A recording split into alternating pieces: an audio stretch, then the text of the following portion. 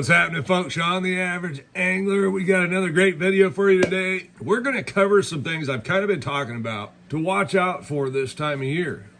Reason being is right now in Northern California, we've got the perfect storm brewing.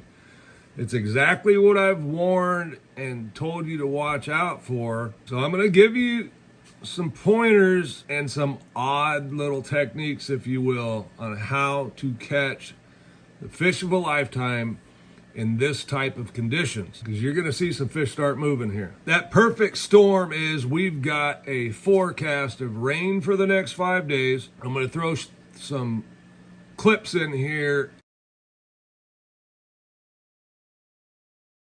The 10-day forecast, or maybe it's 7-day forecast, whatever it is. But what I want you to notice is not just the highs, but look at the lows. And in my area,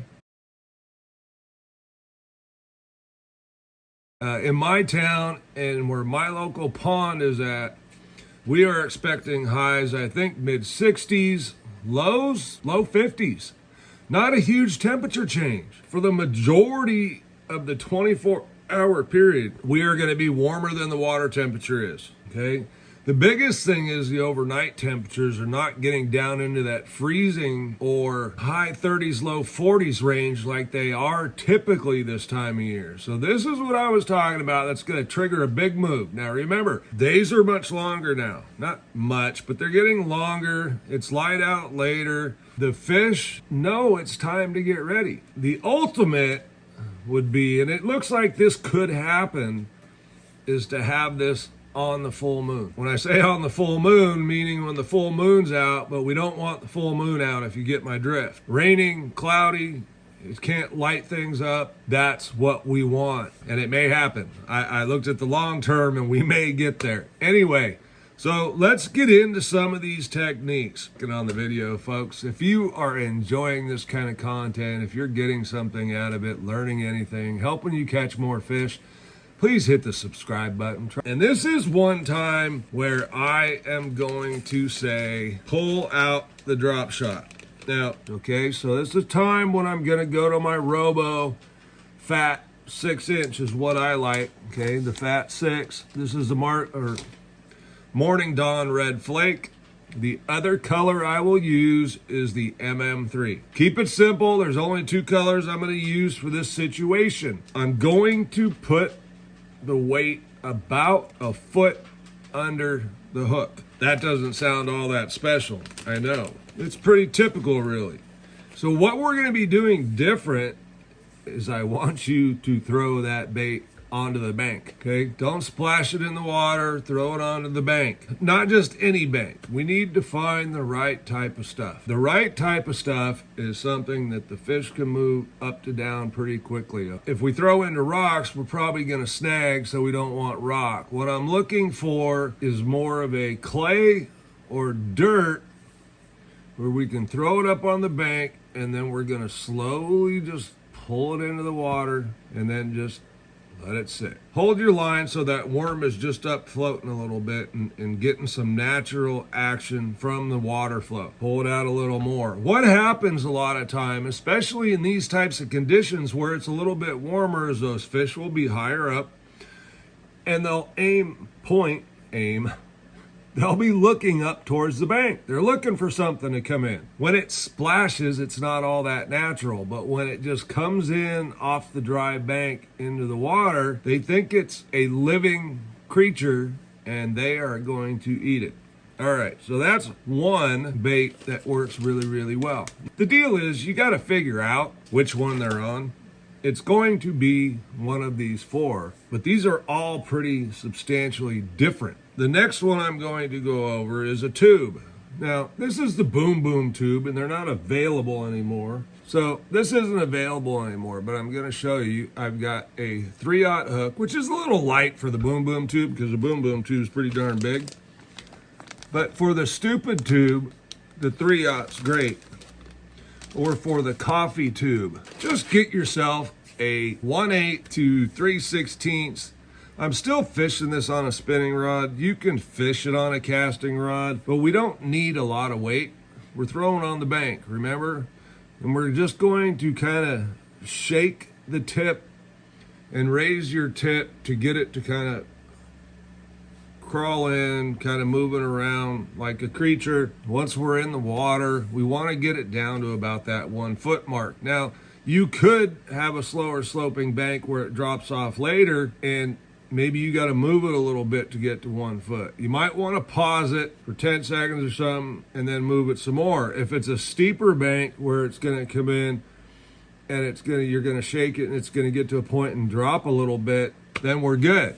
Ultimately, if you're using your graph to find fish and you locate some fish out, or if you have forward-facing sonar and you stay out and you kind of scan around and see a group of fish on that ledge, drop off, whatever it may be, chances are some of them are looking up and they want to feed. The tube is just a very good subtle bait. It's got all the tentacles back there. We're looking for subtle action. We don't want too much here. Stay tuned for the last one because I don't know why it works so well, but it does. This is a time I'm going to go to a lighter jig. This is just a ball head finesse jig, but note it's got a pretty good hook on it. 1/4 ounce, 1/4 to 3/8 ounce jig. You don't need a ball head. This is just, I had this one sitting here and you'll see I got a chunk on there, okay? It's a zoom chunk. You can use a Reaction Innovations beaver. This is a time where that beaver's really, really good. We're after the profile. We don't want a lot of movement necessarily. Same thing. You can see the paint is gone off of this head. Want to throw it up on the bank? We're going to do the same thing as we did with the tube. And I don't know what it is. Like I said, when they get on this, that subtleness, because the fish are spooky when it's cold. It just tends to be that way, especially if you're on a body of water that gets a lot of pressure. All right, now the sleeper bait, and this bait, I don't know what to really say about it. It's a great bait. You could fish it weightless if you wanted to, because it's a pretty heavy bait. But I have had some phenomenal days in the springtime throwing this bait, and I throw it the shaky head, okay?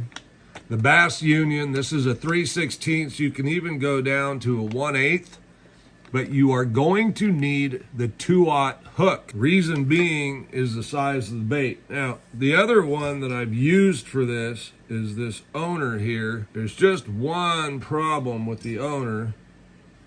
Okay, this owner works very well on it also. The only problem I'm going to say is the screw lock. The screw lock holds the bait really well, but when the fish eat it, it rips it out of the plastic. And the reason it does that is because this is a Yamamoto bait.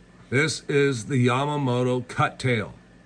This is a 6.5 inch Yamamoto cut tail. And don't ask me why when they get on this so much, they get on it, but they do. Now this one, I'm throwing right on the edge of the water. Okay, we're talking in 1 foot or less, and I can't tell you how many times.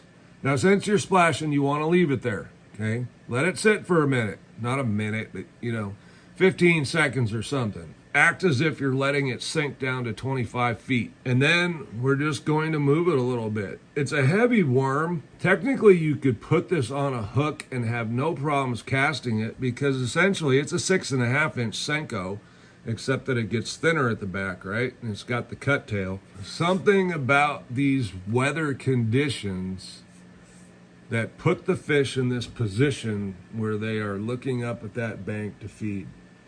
They're waiting for something to come into the water. Crawdads, right? Crawdads can burrow in right up near the water line and come in the water to eat. I would imagine it's pretty natural for a lot of creatures to do it. That's why the bass set up and do this.